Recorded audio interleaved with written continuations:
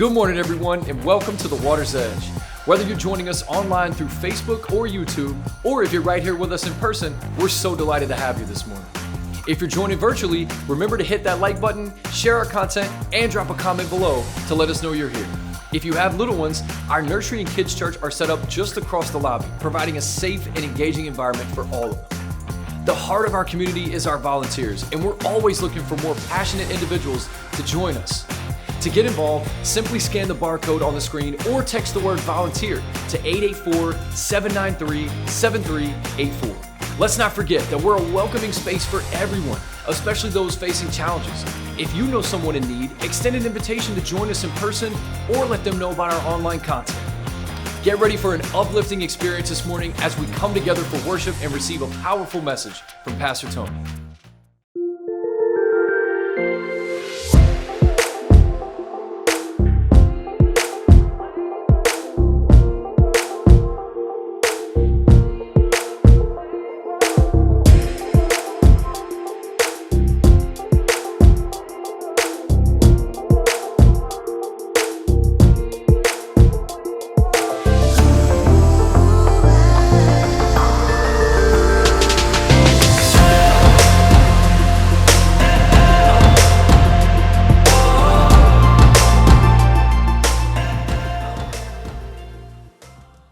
What's up, everyone? Good morning, and once again, welcome to our Water's Edge Sunday morning online worship experience. Thank you so very much for tuning in, hanging out with us today. For those of you that continue to like and share these online worship experiences with your circle of influence, thank you so very much for doing that. Continue to do that. We have people that tune in to get help with their faith and grow their faith from all over the place. Also, for those of you that continue to worship with us online through giving and generosity, and that is a major act of worship, thank you so very much for doing that. Maybe by meeting our new $10 challenge, continue to do that. You allow us to help more people, love more people, feed more people, serve more people, and show our city the love of God and be the hands and feet of Jesus Christ. All right, so today we continue with our current series, and the series has been kind of different, but hopefully inspiring and eye-opening. And this study has been called The Strangers, and it's really been all about this. What if it's time for our world to see a new and a different kind of Jesus follower,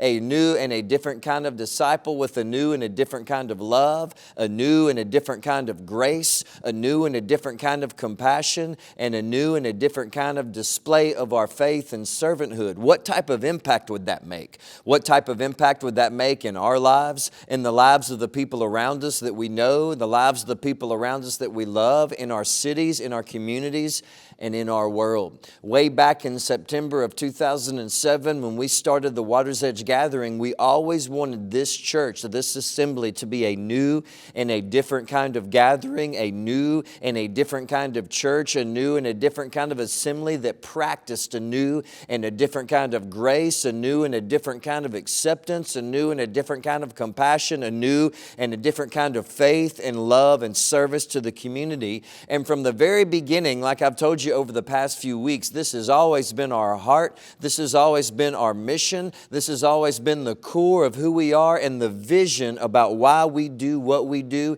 And remember this today and notice this. We're a gathering that tears down walls between God and people who've been made to feel not good enough for God, and also those people who've been made to feel far away from God by religion. Some of you have been made to feel not good enough for God and made to feel far away from God because of bad religion, bad Christians, bad churches, bad denominations, whatever it was. They gave you the wrong view of God and the wrong picture of Jesus, and it made you feel not good enough, not worthy. It made you feel like God was a million miles away from you, and that's why we started the Water's Edge, to tear down those walls and to let everyone know that God is love and everyone is welcome. We don't care who you are. We don't care what you've been through in life. We don't care what your struggles are. We don't care what your past is. We don't care where you live. We don't care where you work. We don't care how much money you have. We don't care about your struggles. We don't care about your scars. All we care about is about your soul and the fact that God loves you, and we do too. If you've been made to feel not good enough for church, not good enough for religion, and like God is far away from you because of other people and other churches and religion and all those types of things, that's where we come in to let you know, welcome home, welcome to the family, and God is love and everyone is welcome here. If you're still with me, say I'm still with you. Now, back to our original question that we've been asking every week in this series, and this is what it is. What's one thing that you think our world needs right now in order for it to change in a positive way? What does our world need right now? Well, the first week we pointed this out, and remember this today. It needs to see a new kind of disciple with a faith that's mature, wise, loving, and resilient. We need to show this world a faith that's mature and wise and very loving and very resilient. We hold on to God. We hold on to Jesus no matter what we're going through in this life. Basically, we need Jesus followers to be more like Jesus. When we live like Jesus and love like Jesus, that makes a huge impact and difference in this world. And then last week, we talked about how our world needs to see this and remember this today. People who find joy in living an unselfish life of love and keeping in step with the Holy Spirit of Jesus Christ. Guilt robs us of our joy. So, if we want to have joy, then what robs us of our guilt? Guilt will rob us of our joy. So if you and I want to live a life of joy, then what robs us of our guilt? Well, there is no guilt in being good. There is no guilt in humility. There is no guilt in love. There is no guilt in faithfulness. There is no guilt in kindness. There is no guilt in gentleness. There is no guilt in self-control. There is no guilt in the fruits of the Spirit. Guilt will rob you of your joy, but guess what? Living an unselfish life and keeping in step with the Holy Spirit will rob you of your guilt. And living an unselfish life of love will always rob you of your guilt, and that's what gives us joy. And so today as we move on, I want us to move on with something that's just a little bit more personal. Let me ask you a question. What's hurting you today? I mean on the inside, in your soul, in your heart. What's really hurting you today? One of my good friends who I've known for years and years and years came to talk to me not too long ago, and he has an 8-year-old son. He's a single dad. He's working 2 jobs, trying to do the best that he can just to raise his son. His wife passed away, the mother of his son, when his son was only 3 years old from an overdose. So now he's working 2 jobs, just trying to make it, trying to raise his 8-year-old son, and he has to leave his son with his dad and his dad's wife, his stepmom, while he goes to work. And he told me that he found out the other day that his dad and his stepmom was telling his 8-year-old son awful lies about him because they're trying to get custody of the 8-year-old son. And this was his dad telling his 8-year-old son lies about him. And so, man, he just felt hurt and betrayed. And he came to talk to me about it because he didn't know who else to talk to. And I started thinking, who else is walking around in this life that we know and that we love with this kind of pain? Scars and hurt and baggage like this. You'll never know what people are going through unless they would open up and tell you. But people all around us are going through heartache and pain. My neighbor walked over the other day and I pay him to mow my yard. It helps him out and it helps me out. And he apologized to me. He goes, Tony, I just want to apologize for not mowing your yard in a couple of weeks because last week I was going to try to mow your yard. But last week my nephew, who's 30 years old, committed suicide and killed himself, and we're all just devastated because he had a wife and 2 kids that are very young and a good job, and we don't know why he did that. It just said because of his mental health, and I'm just devastated and our family's just devastated.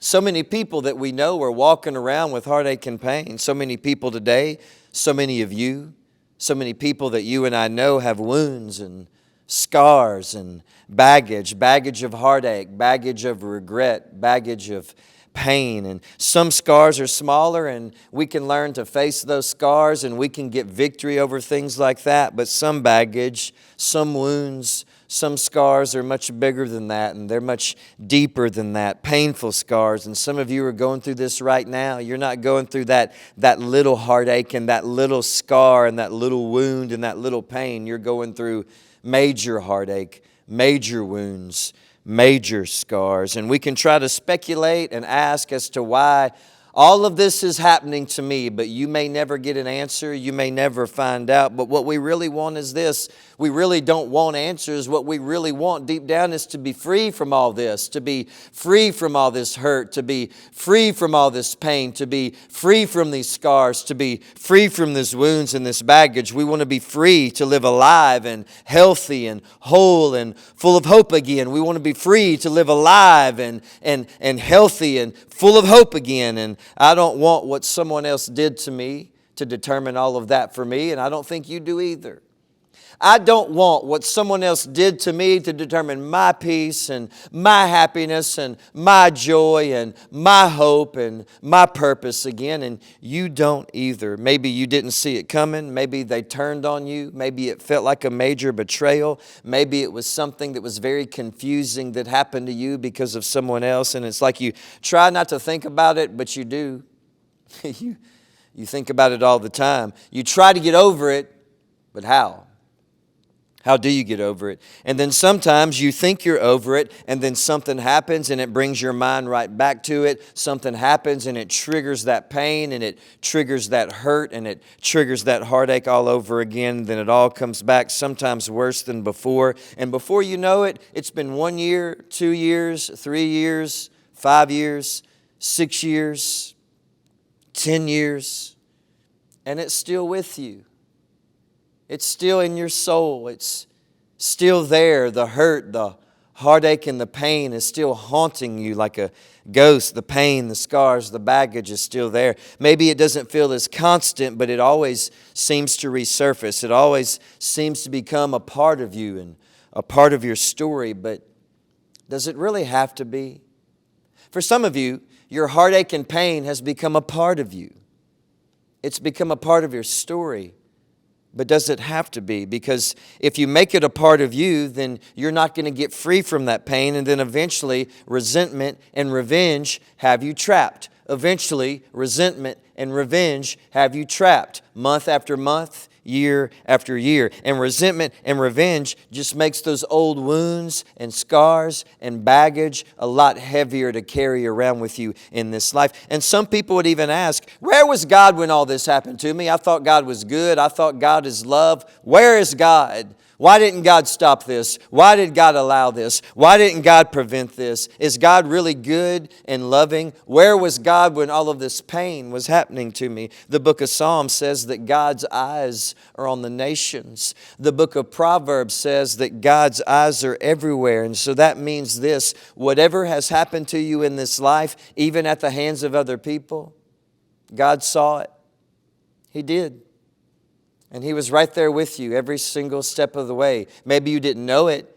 Maybe you didn't see it or understand it. Maybe you couldn't feel God, but He saw the whole thing. And He's been with you every single step of the way. Notice this in the book of Romans. If you're still with me, say, I'm still with you. Romans chapter 12, verses 16 through 21. And notice how strange this is to this world. Live in harmony with each other. All people live in harmony. Don't be too proud to enjoy the company of ordinary people, and don't think that you know it all either. You can make a difference in this world, or you can make a point, but you can't do both. Never pay back evil for more evil. Evil with more evil. Never do that. Do things in such a way that everyone can see that you're honorable. Do all that you can to live in peace with everyone. Dear friends, never take revenge. Leave that to the righteous anger of God, for the Scriptures say God will take revenge. I will pay them back, says the Lord. Instead, if your enemies are hungry, feed them. If they're thirsty, give them something to drink. In doing this, you will heap burning coals of shame on their heads. Don't let evil conquer you, but conquer evil by doing good. Don't let resentment and revenge conquer you, but conquer those things by doing better and doing good in your life. Basically, you know what the missionary is saying? Turn all that hurt and that pain and that resentment over to God. Sounds easy, but it's very difficult to do. It's not so easy to do. I mean, that's a strange way to live, because this world will push us to get revenge because of our resentment every single time. When we don't let go of our resentment, it's like we're saying this: God, I don't trust you to be God. Let me say that again. When we don't let go of our resentment, it's like we're saying, Jesus, I don't trust you in this relationship that I have with you in my life. I don't trust you to be the Lord of my life. I don't trust you to be God. No one has ever felt good about themselves when they acted out of resentment. No one has ever felt good about themselves when they acted out of revenge and bitterness and heartache and pain. Acting out of resentment because of your hurt and pain will not give you freedom. Acting out of bitterness and resentment will never bring you freedom. And I think this is why freedom is so central to the heart and the message of Jesus. Jesus died on the cross to completely forgive everyone. Everyone. Because He wants us to live in freedom over all that old past and old pain and old hurt and old guilt, scars and wounds. Because let's be honest, some of the scars that you have is just because of life. The unpredictability of life. But some of the scars that you have and some of the hurt and baggage that you have is because of other people and what other people have said and done to you. But, and remember this today, if you're still with me, say I'm still with you. Some of the people in your life have scars because of you. You have scars in your life because of other people.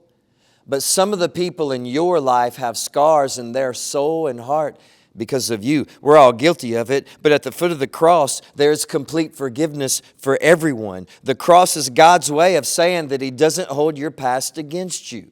That's what the cross says. Jesus showed us that the Father was full of love, and He's always pursuing us to show us that His way is the best way. And so understand this today and notice this. When you offer forgiveness, you are giving to other people what God gave you, and that's the honorable thing to do. When you offer forgiveness to other people, you are giving those people the same thing that God gave you, and that's the Christ-like and the honorable thing to do. Forgiveness is when you can let their power over you and the pain that they've caused you go. You can let it go. After a while, these scars and this baggage just gets heavier and heavier. It makes life heavy. It's difficult to walk around with these scars. What do you need to realize or understand or see today to drop that baggage? Are you willing to drop that baggage today? What do you need to understand? What do you need to see? What do you need to do today to drop that baggage? Is it setting that boundary? Is it having that conversation? Is it deleting your anger? Is it deleting your resentment? Is it deleting those painful memories? Is it deleting those painful memories? Is it deleting your past and your guilt and your anger and your shame? Or is it just accepting the fact that God forgives you and them? Is that what you need to do today to drop that baggage that's so heavy and that's so painful? Do you just need to accept the fact that God forgives you and them also? Sometimes freedom over those old scars is this, and remember this today. If you're still with me, say I'm still with you. Accepting that God forgives you and them. That's freedom for us today. This is at the heart of the message of Jesus, accepting the fact because of the cross that God forgives you of everything and also them. Let me leave you with this amazing passage today as we enter into a final time of worship with the amazing Water's Edge worship team. And notice this today, Ephesians chapter 4, verses 31 through 32. Get rid of all bitterness, get rid of all rage, anger, harsh words, and slander, as well as all types of evil behavior. Hurting other people with your words, hurting other people with your actions is evil behavior. Instead, live this way. Be kind to each other. Be tender-hearted, forgiving one another, just as God, through Christ, has forgiven you. How can that not provoke us to worship today? Sometimes the first step of freedom is accepting the fact that God forgives you and them. Thank you so much for hanging out with us today. Thank you so much for tuning in. Now continue to stay tuned in for an amazing time of worship with the amazing Water's Edge worship team. We love you all.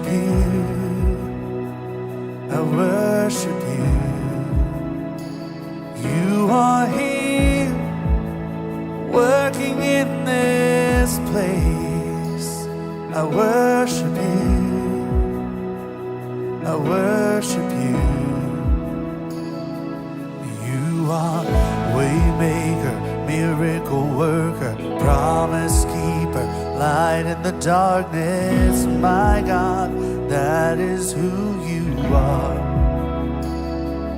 You are waymaker, miracle worker, promise keeper, light in the darkness, my God, that is who you are.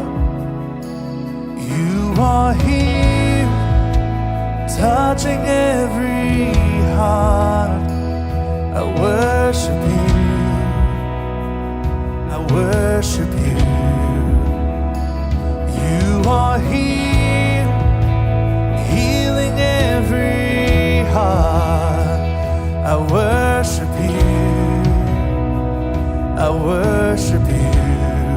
Oh, you are here, turning lives around. I worship you. I worship you. You are here, mending every heart. I worship you. I worship you.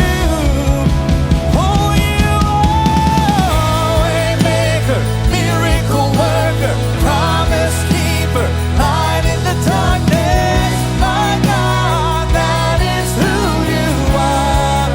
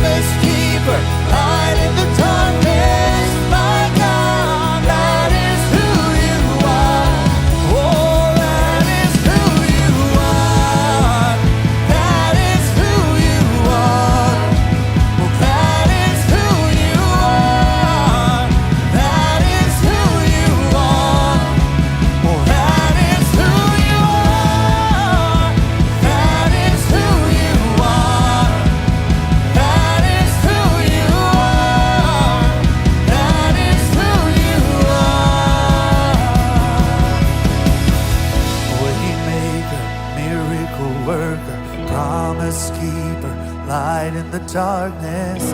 My God, that is who you are. Waymaker, miracle worker, promise keeper, light in the darkness. My God, that is who you are.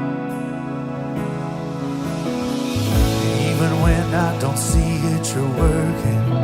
Even when I don't feel it, you're working. You never stop working. You never stop working. Even when I don't see it, you're working. Even when I don't feel it, you're working. You never stop working. You never stop working. Even when I don't see it, you're working. Even when I don't feel it, you're working. You never stop working. You never stop working. Even when I don't see it, you're working. Even when I don't feel it, you're working. You never stop working. You never stop. Oh, you are waymaker, miracle worker, promise keeper, light in the darkness. My God, that is who you are. We say you are waymaker, miracle worker, promise keeper, light in the darkness. My God, that is who you are. That is who you are. That is who you are. That is who you are. That is who you are. Sing, that is who you are. That is who you are. Oh, that is who you are. That is who you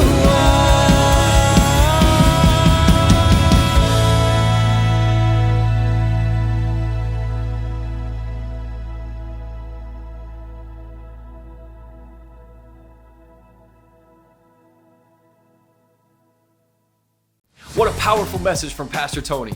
We sincerely hope that today's worship experience has left you feeling encouraged and inspired.